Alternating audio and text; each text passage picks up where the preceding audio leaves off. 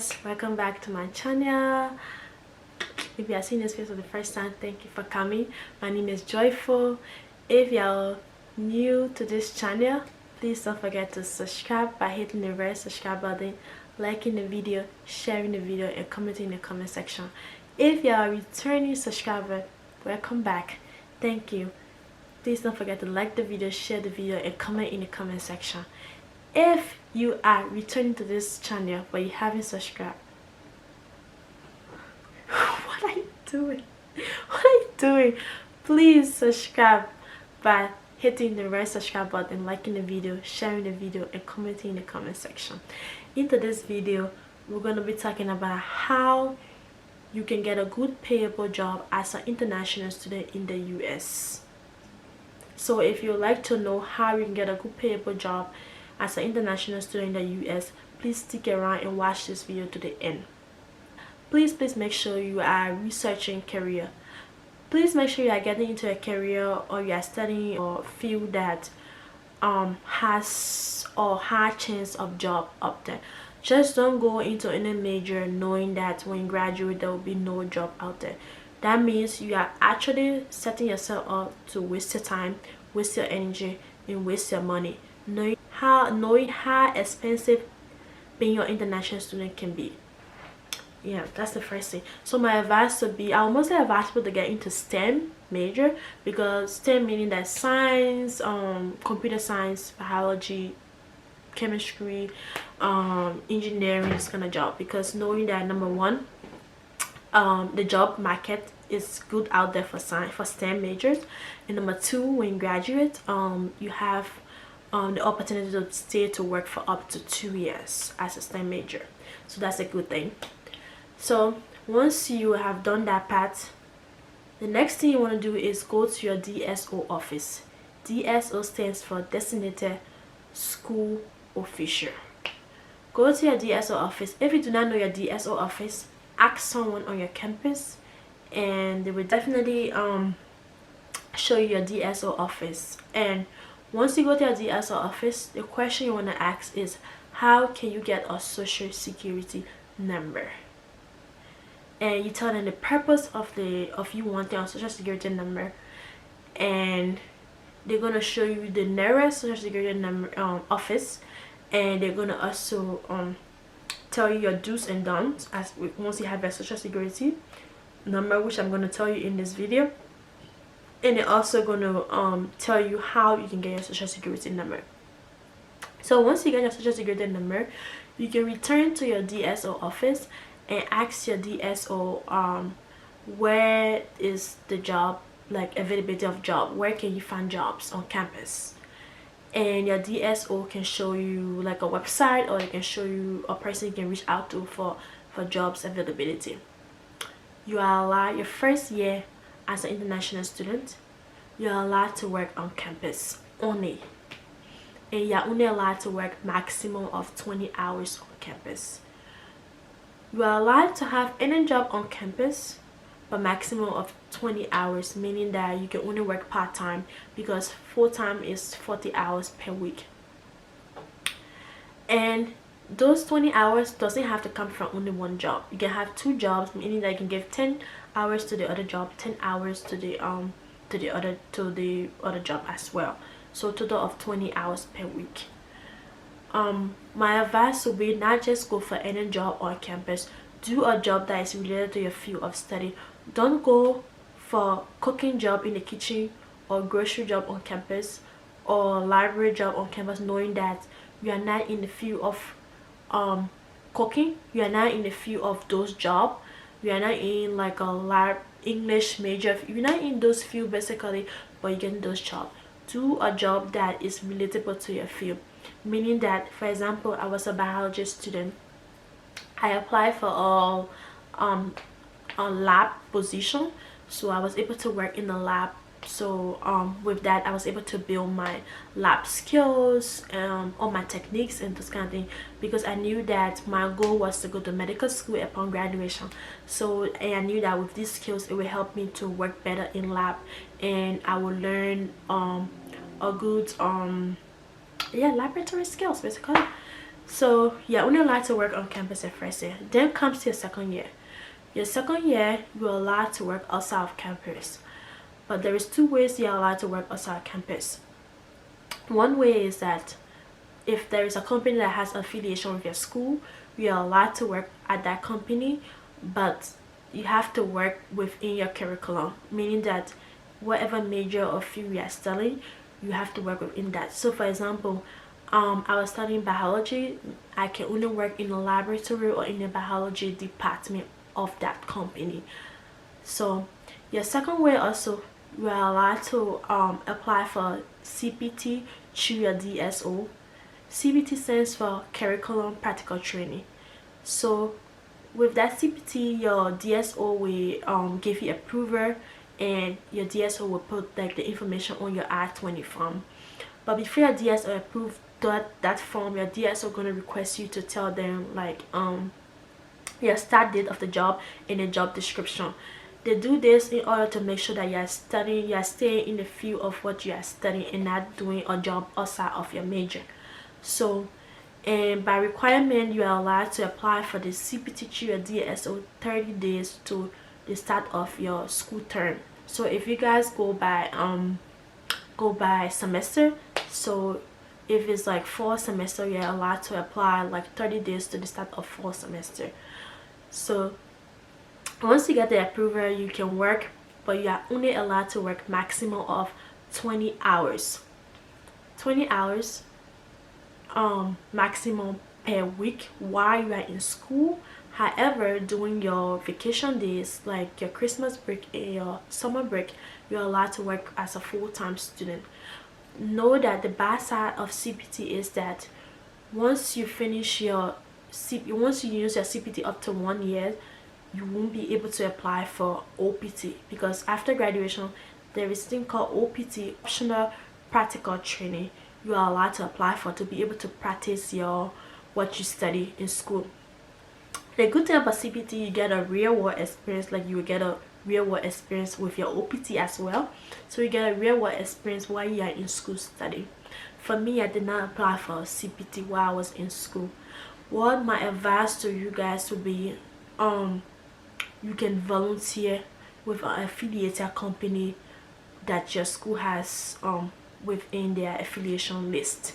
For example, me, I was able to volunteer in a hospital to get my clinical hours with the school that was hospital that was affiliated with my school.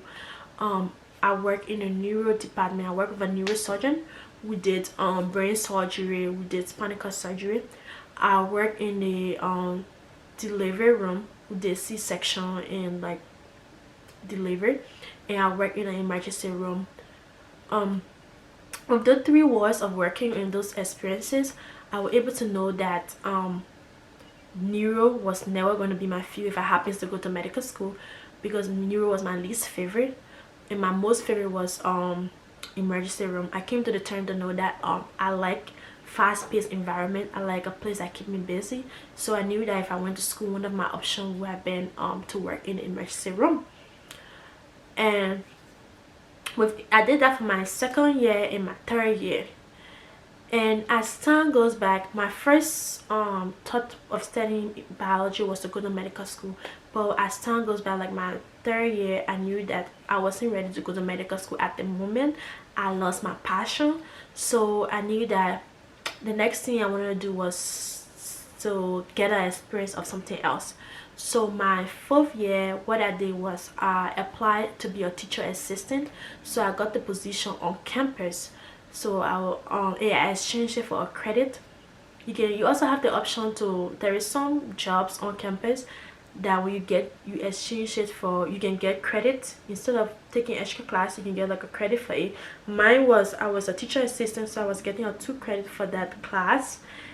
And I was teaching a biology class, and I would tutor, I would grade their papers, and I would also test them. So with that came to my 4th year, I had 3 experiences already. I had a laboratory experience, I had a clinical experience working in the hospital, and I also had a teacher assistant experience, meaning that I have varieties of experience. I can go to medical school, I can become a researcher if I want to, I can become a teacher if I want to. So I had those 3 experiences which help and not just those experiences, I went also ahead to build a good relationship with all those people that I had those experiences with, knowing that if I ever needed them upon graduation, I will be able to get a good recommendation for them, because I knew that I did my best within those jobs and I also built a good relationship with them. So one thing you want to do as you go along in school, make sure that you are keeping up with what you want to do upon graduation. Though you are studying a major, but as you go along, some major are general. As you go along, you want to make sure you are reaching what your specific niche going to be upon graduation, so that way you are getting an experience in that like field, that in that field, so that when you graduate, you're gonna have a high chance among your peers. You're gonna stand out among your peers. So I did that, and upon graduation I had all those experiences under my belts. Another thing you want to do is if you didn't use your CPT at all, or use some of your CPT, you're going to apply for OPT at the end of like close to your graduation date. Everyone, as an international student, everyone are allowed 1 year of OPT. 1 year of OPT. If you study STEM, we allow up to 2 years to work on your OPT. So what you want to do is you want to apply within 90 days to 60 days range upon graduation. So I was graduating in May, so what I did was I applied in March for my OPT. I applied in March for my OPT. You don't want to apply late for your OPT. Just because you can get OPT, you make sure that you have a frame. Like OPT has a frame to apply for. You just can't just jump on and graduate this year and say you're gonna apply next year May for your OPT. No, you have a frame of to apply. So make sure you're applying on time, knowing that when you graduate you can be able to get a job. So I apply in March. Another thing you want to do is that apply for jobs at least 1 month to your graduation. It's not easy getting a job is not easy, it's very difficult. Know that you are international student, you are competing with citizens, you are competing with not just citizens, you are also competing with citizens who have a good resume like you. So what makes you think a job want to choose you over a citizen who has a good resume like you? So make sure, apart from building up your resume, make sure you are applying at a job on time, like in a good time frame. So I started to apply for a job 1 month to my graduation.